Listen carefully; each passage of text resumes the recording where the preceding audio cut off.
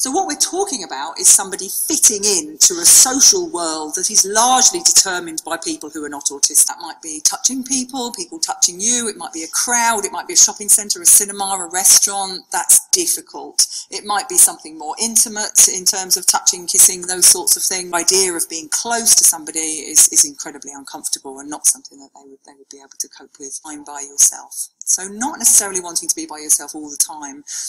I think that most autistic people really do want friends and relationships, but with selected people for selected periods of time doing selected activities. It's not a kind of blanket, hey, give me tons of friends, let's all hang out for the rest of the weekend. It's, well, would you like to come round for an hour and a half next Tuesday where we can play Minecraft and then you will leave?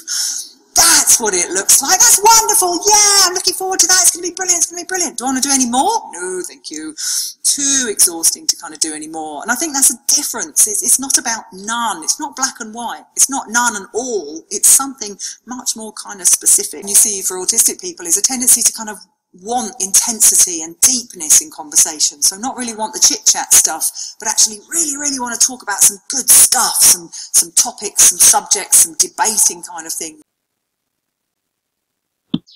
I want to explain something to you guys, especially if you're a neurotypical person watching this video. Something that you need to understand about the way an autistic person is wired. No, I don't understand it. I'll just go over here by myself. It's too complicated. My dad actually used to call me Mimosa because, you know, the plant. When you touch it,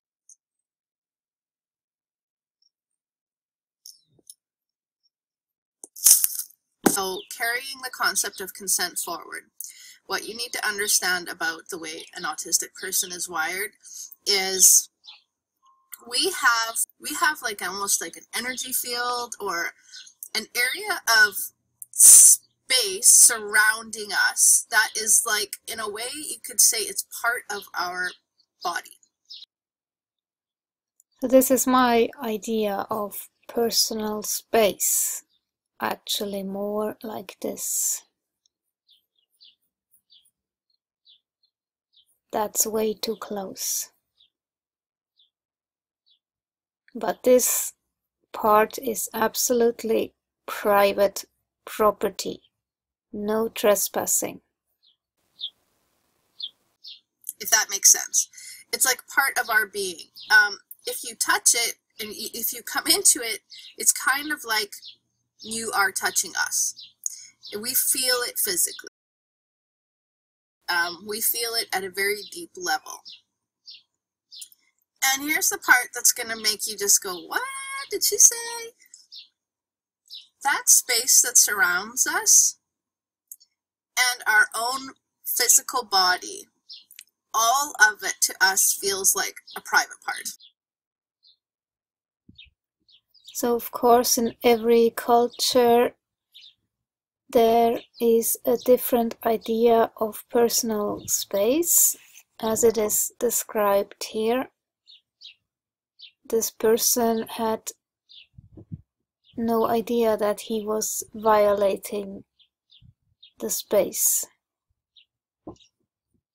by leaning over and even touching this person.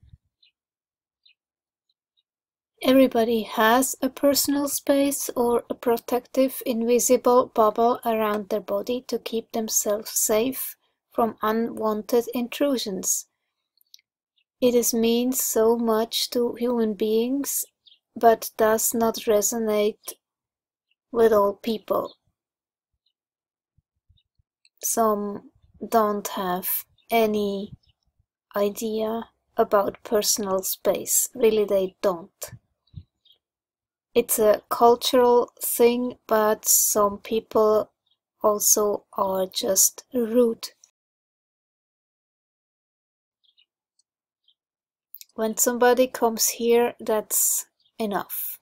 I don't like them to come any closer. Remain in the social space. That's where I feel kind of comfortable, but I rather prefer them to have their back towards me and not facing me directly. Then I feel like looking away. It's too much.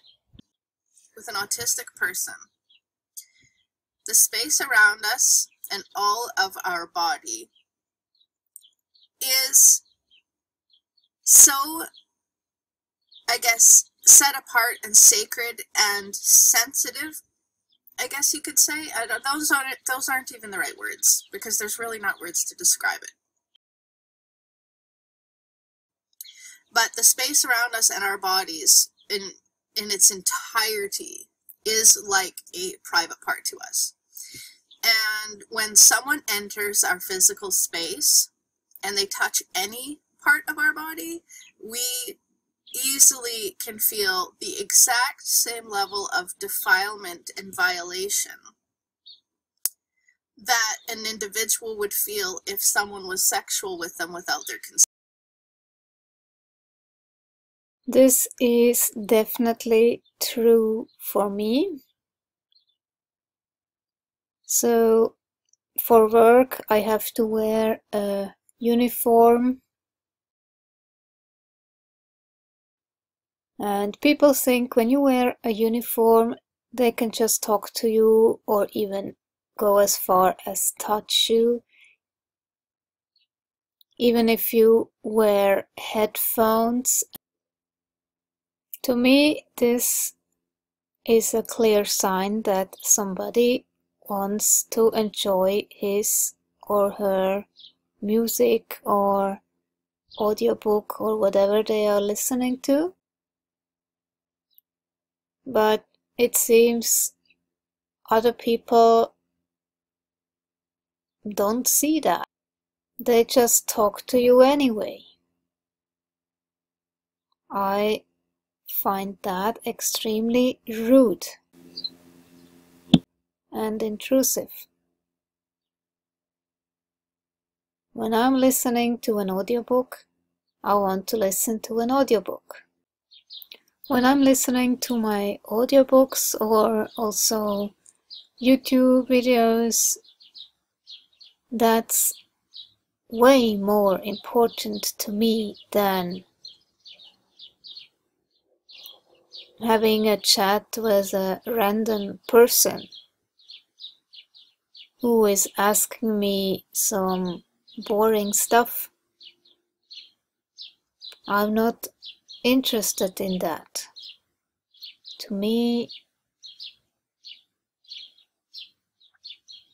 gathering information is way more important. When I'm talking to a person, I take my headphones out and stop the audiobook. But when I wear my headphones, I do not want to be interrupted. That's my personal space. And my way to cope with a loud environment. They don't care. They just come and ask you without your consent. And I really hate that. Because as long as I'm not at work directly, I really don't want to be talked to. That's my private space. Once a man came into my space and I really turned away and I did not react to what he was saying because I was listening and I wasn't even hearing him. I was focused on what I was listening to.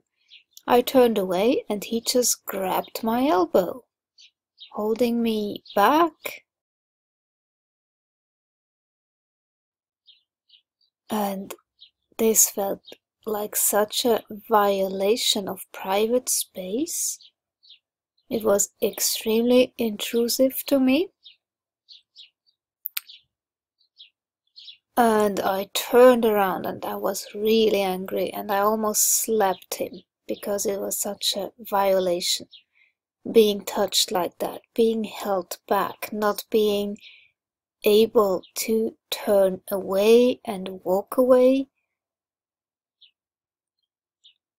I couldn't believe that he would not accept my body language. It was very clear I wasn't interested, but he felt he had the right to even grab my elbow, and he wanted to have this information.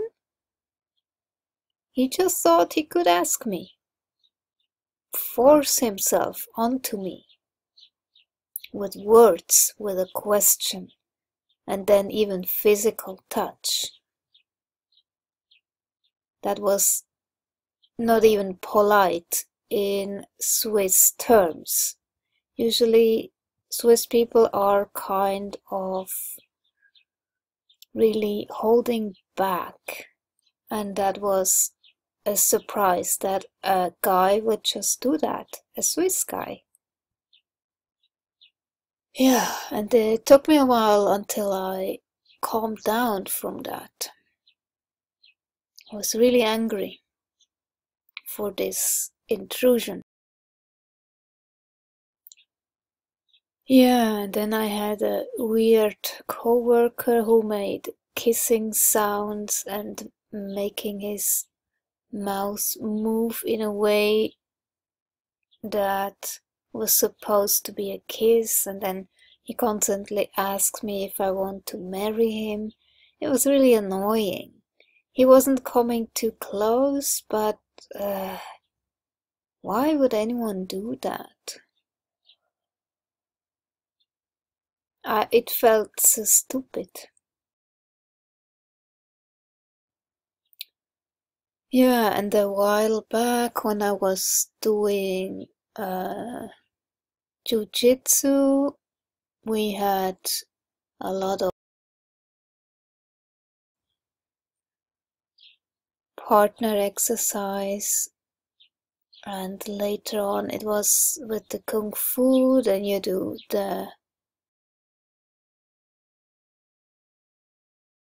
so with tai chi. There were always those partner exercises, and I hated that most of all. So it already feels intrusive if I have to face somebody in such close proximity. I rather prefer if they have their back on me. That's less intrusive. This is how you can easily copy the movement. You just do what the person is doing. That's how you learn best. And no facial contact. We just do the same movement.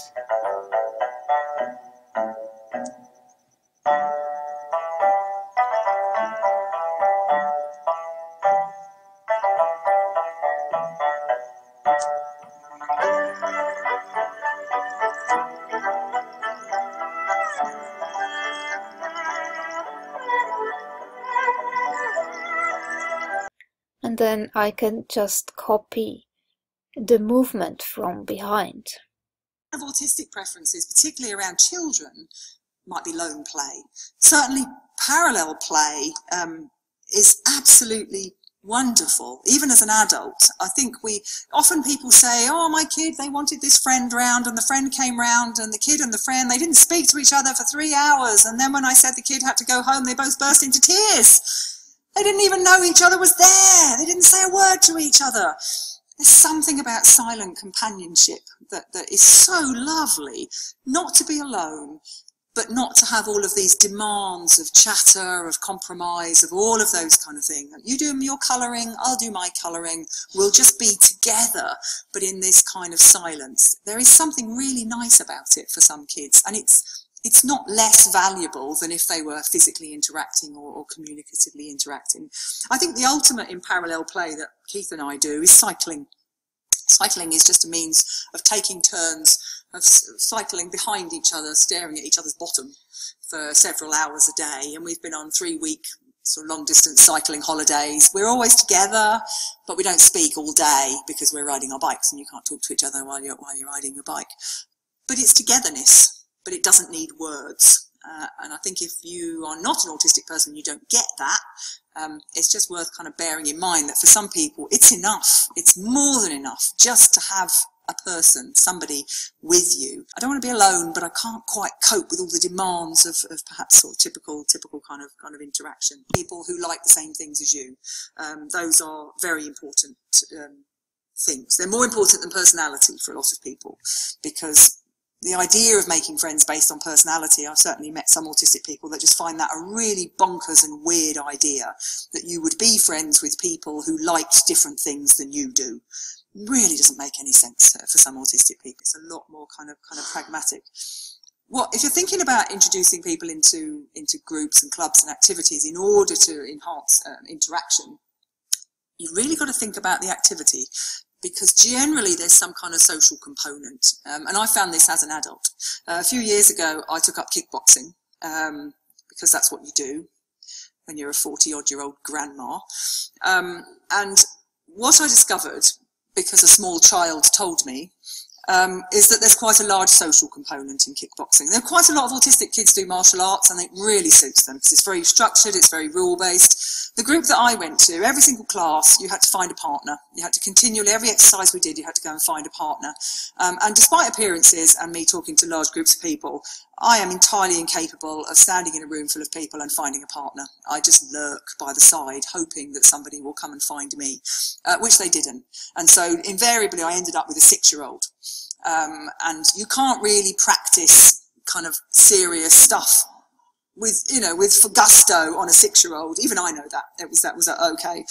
So I was lurking at one side in this horrible, I loved kickboxing. I listen well, I observe well, I learn really quickly. I was good at kickboxing. I really listened better than most people do. And this child came up to me and he said, "Mom," because everybody's very respectful in kickboxing. He said, "You can't just stand there at the edge waiting for someone to come and be your partner. You've got to go out there and find your own partner." And when you've been taught social skills by a 9-year-old, it's time to leave. And that's genuinely what happened. And I never went back, because I just thought, this is just no good whatsoever. So time and time again, the activity is what I want to do. I've been to French classes, I've been to other activities. There's always a social component, and I can't do it. It makes me exhausted. I'm not interested in it. It doesn't help me at all. I just want to go and do the centre, the thing in the centre. So we have to be kind of cautious when we start putting people into clubs, thinking about what that social component is. Is it a good one, or is it something that's actually going to make the interest completely unmanageable because it's too much, it's too social, there's too many kind of expectations. So Wing Chun, you do a lot of Chi Sao.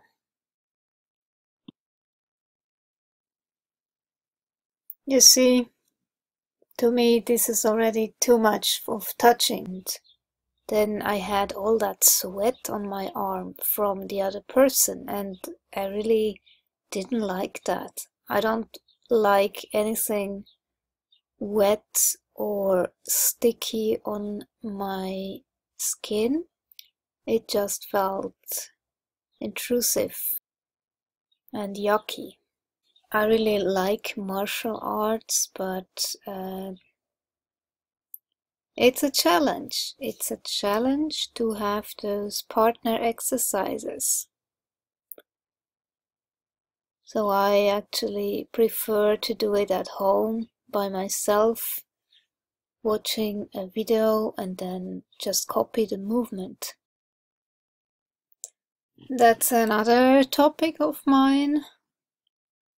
I have come to this conclusion after having tried both sides, and it just never was interesting enough for me.